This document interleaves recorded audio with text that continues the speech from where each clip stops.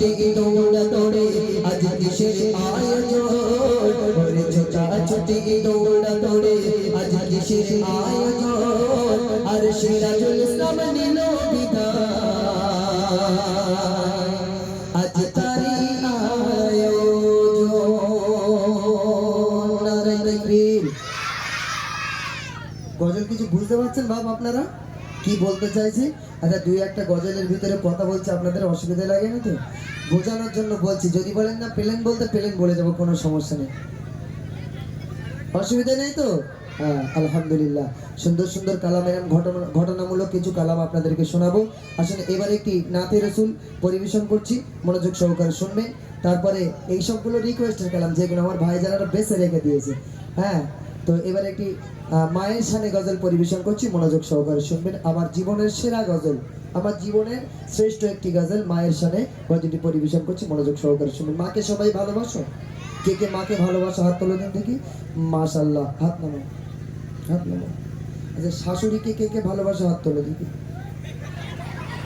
কি সর্বনাশ, এরা হাত তুলে সব বসে রয়েছে। তো যাই হোক, আমরা সবাই মাকে ভালোবাসবো, তাই না? মন দিয়ে শোনো। মাগো তোমার ছেড়ে কেমন থাকি দূরে, পাই না মায়ের ভালো বাসা।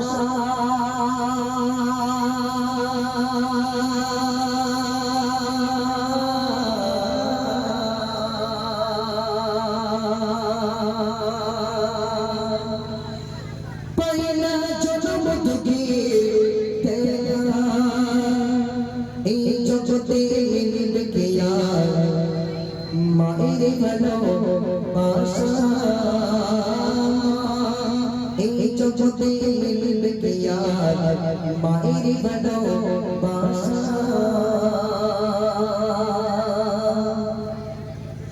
মাগো তোমার ছেড়ে কেমন থাকি দূরে, মাগো তোমার ছেড়ে কেমন থাকি দূরে, পাই না মায়ের ভালোবাসা, পাই না মায়ের ভালোবাসা। এই জগতে মিলবে কে মায়ের ভালোবাসা, ও মা এই জগতে মিলবে কে মায়ের ভালোবাসা, ও মা এই জগতে মিলবে কে যত মধুর দেখা।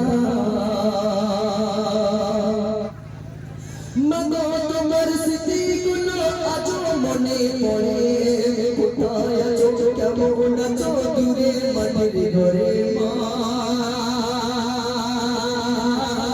কোথায় আছো কেমন আছো দূরে মাটির ঘরে। মাগো তোমার স্মৃতিগুলো আজও মনে পড়ে, কোথায় আছো কেমন আছো দূরে মাটির ঘরে। ও মা কোথায় আছো কেমন আছো দূরে মাটির ঘরে।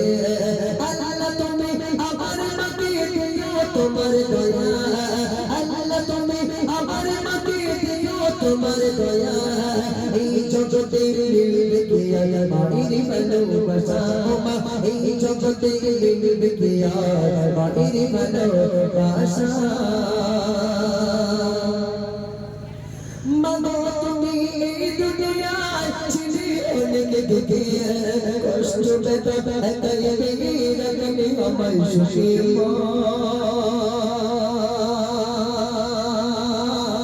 কষ্ট বেদনা একাই ভেঙে রাখলে আমায় সুখে মা, কষ্ট বেদনা একাই ভেঙে রাখলে আমায় সুখে। মাগো তুমি এই দুনিয়ায় ছিলে অনেক দুঃখে, কষ্ট বেদনা একাই ভেঙে রাখলে আমায় সুখে, ও মা কষ্ট বেদনা একাই ভেঙে রাখলে আমায় সুখে। দেবে না কেউ মায়ের মতো, দেবে না কেউ তোমার মতো কোথাও এমন মায়া। এই জগতে মিলবে কে মায়ের ভালোবাসা, ও মা এই জগতে মিলবে কে মায়ের ভালোবাসা। চারটে বাচ্চা যখন এক জায়গায় খেলাধুলো করে না, তো একটা বাচ্চা যদি আর একটা বাচ্চাকে ধরে মারে তো ওই বাচ্চাটা চলে যায় কোথায়, মায়ের কাছে যায়, বাড়িতে গিয়ে বলে মা ওরা আমাকে মেরেছে, মা ওরা আমাকে কষ্ট দিয়েছে মা। ওই সময় আম্মাজি জননী ওই সময় কোলে তুলে নিয়ে কপালে আদরে চুম্বন দিয়ে বলে বাবা ওইদিকে আর যাবি না, ওরা বদমাইশ, সামনে আসলে বকে দেবো, এরকম বলে না, বলে না বাবা, এরকম বলে সান্ত্বনা দেয়। কিন্তু যে বাচ্চাটা দুনিয়ার জমিনে মা নেই, সেই বাচ্চাটাকে কেউ যদি আঘাত করে, সেই বাচ্চাটাকে কেউ যদি মারে, ওই বাচ্চাটা বড় বুক ভরা আশা নিয়ে বাড়িতে যাচ্ছে, মায়ের সঙ্গে বলবে মা বলে ডাকে, মা তো আর সাড়া দেয় না, বলছে দেখুন ওরে মা বলে আর ডাকবো তোকে আমি তুমি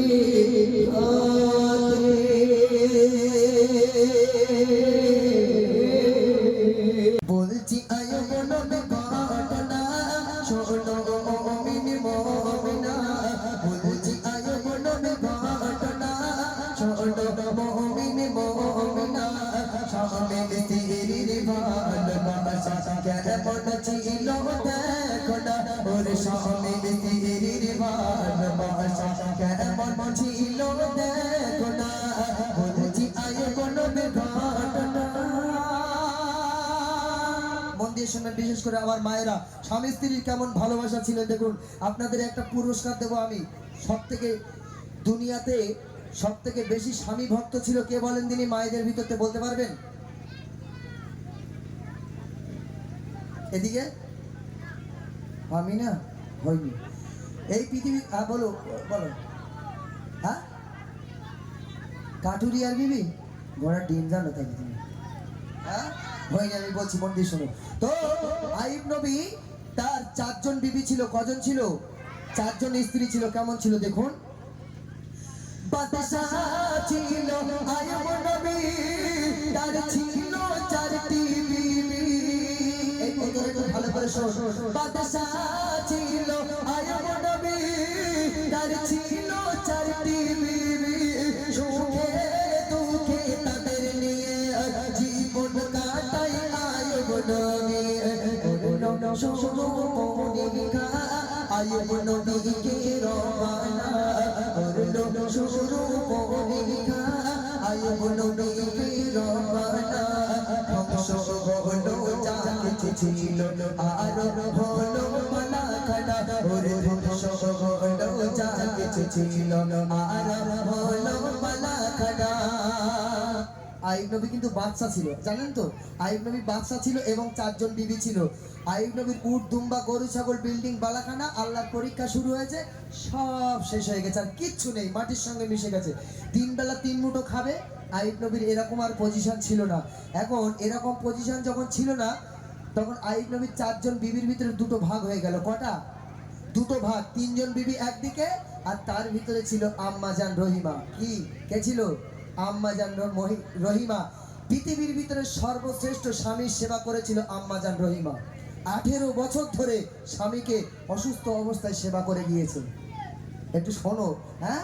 আর আমরা শুধু কিচ্ছু হলি বলে তোর মাথা শিখবে খাবো, কেরম করে বলে না, বুঝতে পারিনি, এরকম বলে তো, বলছে দেখুন, চিন্তায় পড়ে নবীর বিবি আর তো কিছু না খেতে পেয়ে মরব বেবার দীর্ঘ উপায়, দুষ্ট রোগে ভরে গেল আইয়ুব নবীর সারা দেহ, দুষ্ট রোগে ভরে গেল আইয়ুব নবীর সারা দেহ, চলে গেল পৃথিবী, চলে গেল পৃথিবী, রইল বিবি রহিমা। সুবহানাল্লাহ, আর সুবহানাল্লাহ। আইয়ুব নবী যখন সব শেষ হয়ে গেছে, 4 জন বিবির মধ্যে 3 জন বিবি যুক্তি করছে, বলে এই বউ, বলে কি হে, বলে খাবি কি, বলে তুই খাবি কি, বলে সব তো শেষ হয়ে গেছে, চল আমরা বাপের বাড়ি টান ডাকি। ও বাপ, আমার যদি এখন শরীর খারাপ হয় হঠাৎ করে, আর আমাকে হসপিটালে ভর্তি করেছে, আর আমার এখন বলছে যে 2টো কিডনি খারাপ হয়ে গেছে, বাড়ি ফোনটা এসেছে, আমার বউ শুনেছে, আমার বউ ফোনটা বাপের বাড়ি ফোন করে বলে বাবা, বলে কি হয়ে মা কাঁদিস কেন, বলে ও মালার বেশি দিন বাঁচবে না, অন্য জায়গায় কন্ট্যাক্ট করো। বুঝতে পারেননি, মানে আমার শরীর শেষ, আমার বউও শেষ, আমার শরীর নেই, টাকা পয়সা নেই, আমার বউও থাকবে না। বুঝতে পারেননি, বলছে দেখুন, শরীর হতে দুর্গন্ধ ছড়া সারাতের শরীর হতে দুর্গন্ধ ছড়া বাসীরা সবাই মিলে আয়ব নবীকে তারা সবাইকে ছেড়ে বিবি রহিমা কোথাও তিনি গেল না সবাইকে ছেড়ে বিবি রহিমা কোথাও তিনি গেল না চলে স্বামীকে ছেড়ে বিবি রহিমা কোথাও তিনি গেল না স্বামীকে নিয়ে গুটি গুটি পায়ে জঙ্গল নীল রাবণা ওর স্বামীকে নিয়ে গুটি গুটি পায়ে জঙ্গল নীল রাবণা আইব নবী যখন সারা শরীরে পোকা হয়ে গেল আইব নবীর হাতটা ধরে আম্মাজান রহিমা গভীর জঙ্গলের ভিতরে চলে গেল সেখানে গিয়ে আম্মাজান রহিমা স্বামীকে সেবা করছে বলছে দেখুন পোকায় ভরে গেল দেখো ঠোঁটে ও গালে পোকায় ভরে গেল দেখো ঠোঁটে ও গালে ঠোঁটের পোকা ঠোঁট দিয়ে বিবি রহিমা ফেলে সুবহানাল্লাহ কিছু বলা যায় না সুবহানাল্লাহ আইব নবীর শেষ পরীক্ষা